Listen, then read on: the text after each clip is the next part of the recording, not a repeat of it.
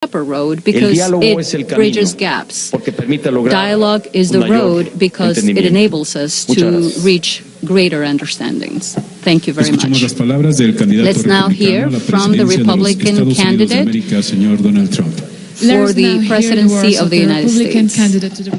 Escuchemos las palabras del candidato republicano a la presidencia de los Estados Unidos de América, señor Donald Trump.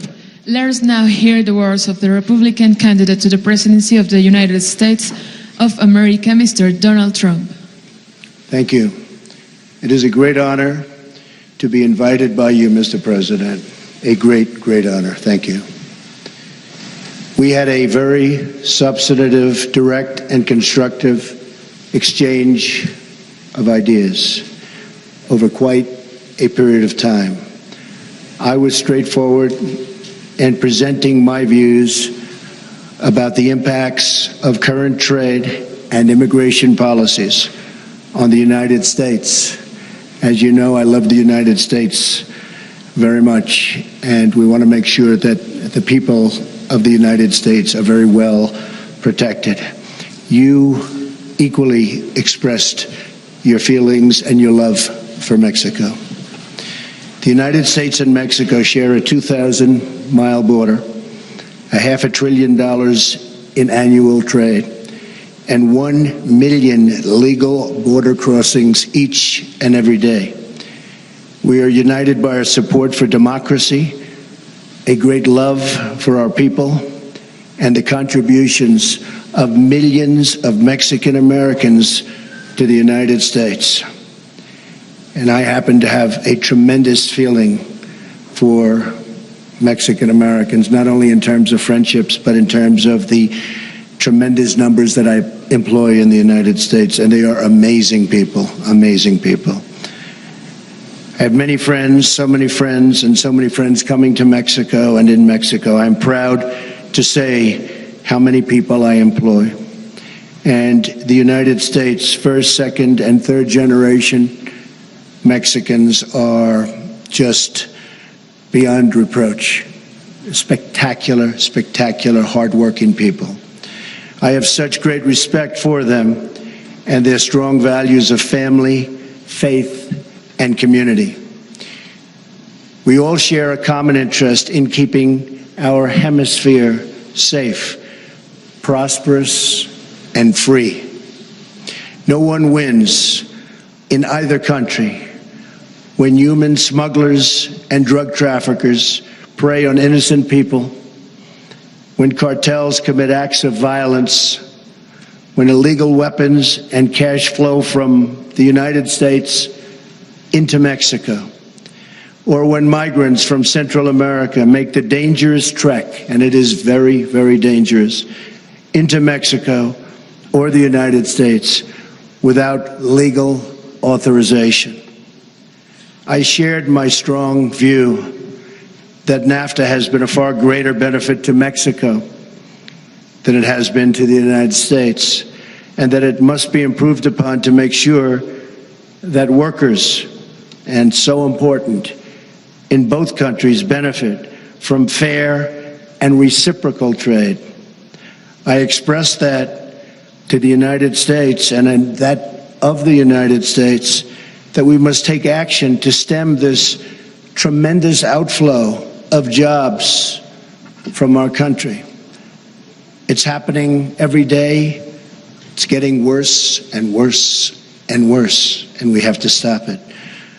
Prosperity and happiness in both of our countries will increase if we work together on the following 5 shared goals. Number 1, ending illegal immigration, not just between our two countries, but including the illegal immigration and migration from Central and South Americans and from other regions that impact security and finances in both Mexico and the United States. This is a humanitarian disaster. The dangerous treks, the abuse by gangs and cartels, and the extreme physical dangers. And it must be solved. It must be solved quickly.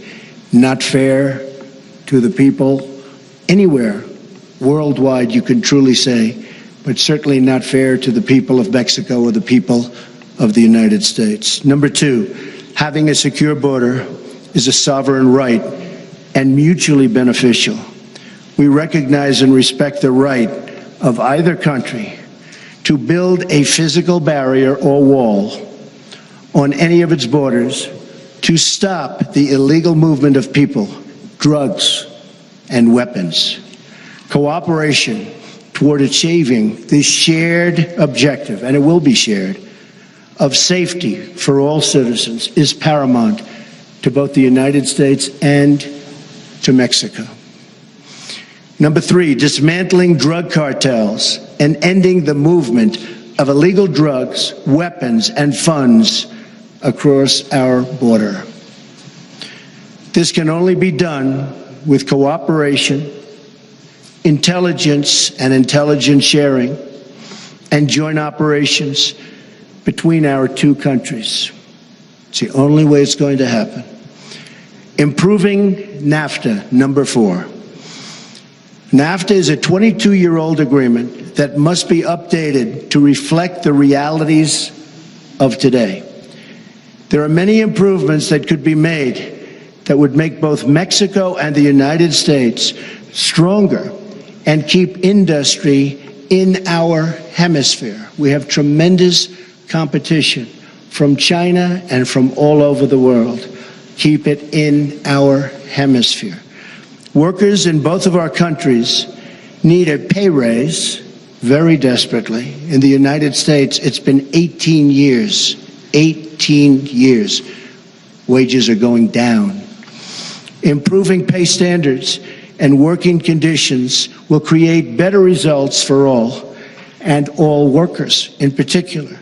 There's a lot of value that can be created for both countries by working beautifully together, and that, I am sure, will happen. Number five, keep manufacturing wealth in our hemisphere. When jobs leave Mexico, the U.S., or Central America and go overseas, it increases poverty and pressure on social services, as well as pressures on cross-border migration. Tremendous pressure. The bond between our two countries is deep and sincere, and both our nations benefit from a close and honest relationship between our two governments. A strong, prosperous, and vibrant Mexico is in the best interests of the United States and will keep and help keep for a long, long period of time America together. Both of our countries will work together for mutual good, and most importantly, for the mutual good of our people. Mr. President, I want to thank you. It's been a tremendous honor, and I call you a friend. Thank you.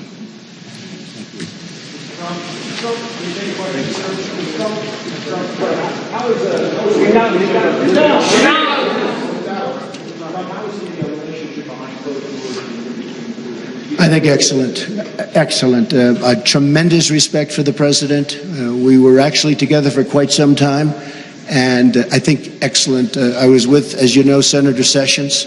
El senador Sessions está aquí conmigo y también el alcalde Giuliani, y tuvimos realmente más de una hora. Say it, yes?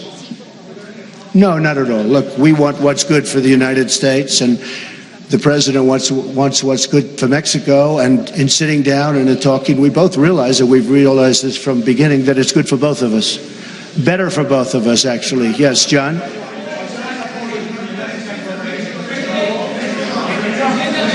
We didn't discuss that. We didn't discuss who pays for the wall. We didn't discuss.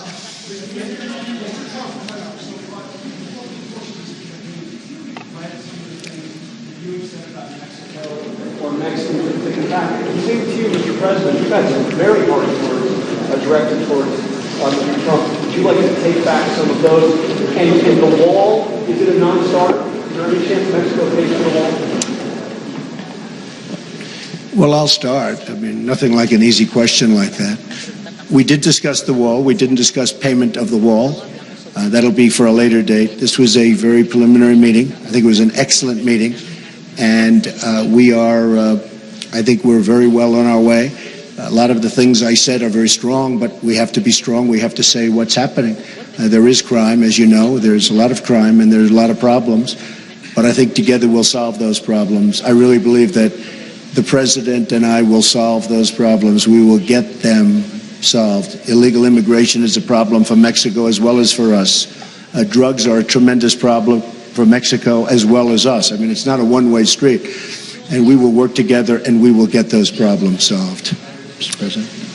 Diré de manera muy puntual que, como lo he expresado, I should say that just as I have said before, the Mexican government has complete respect for the electoral process in the United States. I invited both candidates, to which received a quick response from presidential candidate Trump to talk about the bilateral issues. And in the private meeting, in addition to the meetings that we have, to the issues that we have highlighted, we have talked about the relevance that it has in terms of the relationship of both countries, how important a strategic alliance between both countries is. I also express as to the great responsibility that I, as the Mexican president, have to defend the Mexican people, to defend the Mexicans that are here and out of Mexico. Have there been misinterpretations or statements that unfortunately had hurt and impacted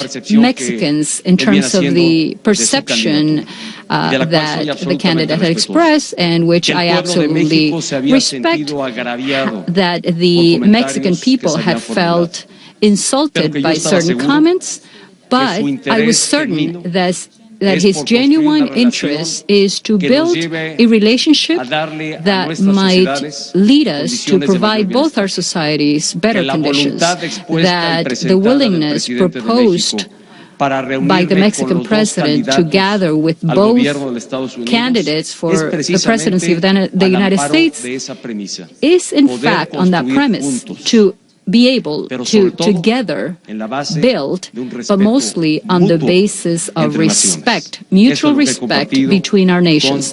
I have shared this with the presidential candidate Trump. Ladies and gentlemen, we thank you for your attendance. This event, and we thank all of you for your attendance. It wrapped up. It lasted just 33 minutes. Statements from both the President of Mexico and Donald Trump. Let me briefly summarize what they had to say.